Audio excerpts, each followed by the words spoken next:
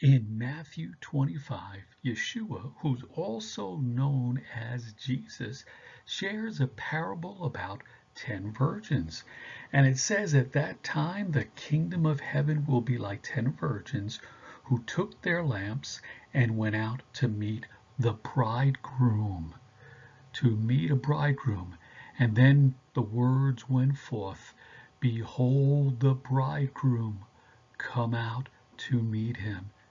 Yeshua is not just coming back for people who call themselves Christians, Messianic Jews, disciples, or anything else, but people who are his bride. And he comes to bring them to the wedding banquet so that then they could live together forever as husband and wife. I've recently spent time researching on Jewish websites ancient Jewish wedding customs and was amazed to find several similarities between ancient Jewish wedding customs and what the New Testament teaches about Jesus coming to get his bride. Let's see.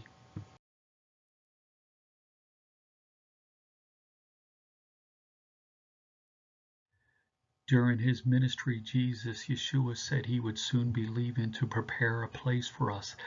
This is exactly what happened in ancient Jewish wedding customs. Researching, I found out that marriage was a two-step process. There were two ceremonies at two different times with a long yawn of time in between them. After the first ceremony, the groom would leave, return to his father's home, and build a home for him and his bride. Now, during this time, the bride was not free to sow wild oats, enjoy the passing pleasures of the world.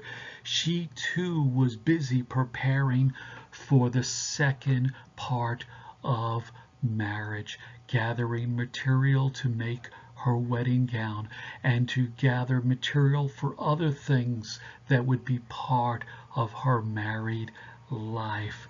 Bride and groom took this time in between the two ceremonies to get busy preparing for life together as husband and wife.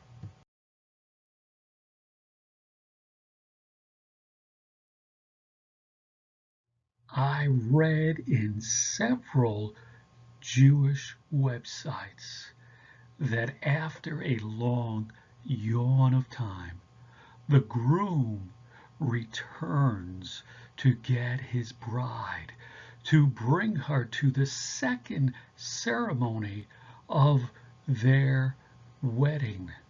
And then after that, they can finally live together as husband and wife. When the groom is going to get his wife, he is joined by friends and family. And when they get the wife, they place her on a chair or a carriage. This website said she is then lifted up off the ground and into the air and carried to the wedding. Doesn't this sound familiar? 1 Thessalonians chapter 4, the Lord himself will come down from heaven. He will return for his bride after a long yawn of time, with a loud command, and with the voice of the archangel and the trumpet or shofar call of God. The dead in Messiah will rise first, and after that we who are still alive, living on earth, will be caught up together with them in the clouds to meet the Lord in the air. We will be lifted up off the ground and into the air to meet the Lord, and then we will be with the Lord forever. We will have the second wedding ceremony, and then we are able to live together forever with Messiah as husband and wife.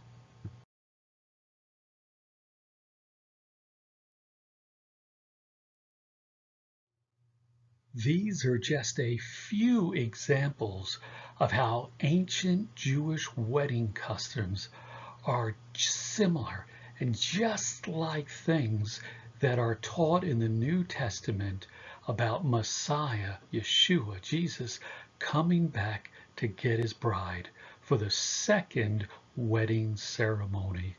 There is more, and I have put this all together in a short teaching. And I would like to ask you to invite me to your congregation Bible study, whether to speak in person or online. Throughout Matthew 24 and 5, Yeshua keeps telling us we need to be ready and alert because, listen, we don't know the day or the hour he's coming back, and we need to live ready and alert so that whenever he comes, we'll be ready to go. As we see in the hourglass, sand is running out, time is running out. We don't know exactly what day and hour, what minute that sand will run out, but we know it's coming soon. We don't know what day or hour Yeshua is returning, but we know it is coming soon. And God has given me this teaching to challenge people to make sure they're watching, alert, and ready to hear the shofar blast announcing the bridegroom has come. Come out to meet him. Contact me at ron@rabbironspeaks.com, and then we can talk and set up a time to share this message and to challenge your people to be ready for the shofar blast announcing Messiah has come for his bride.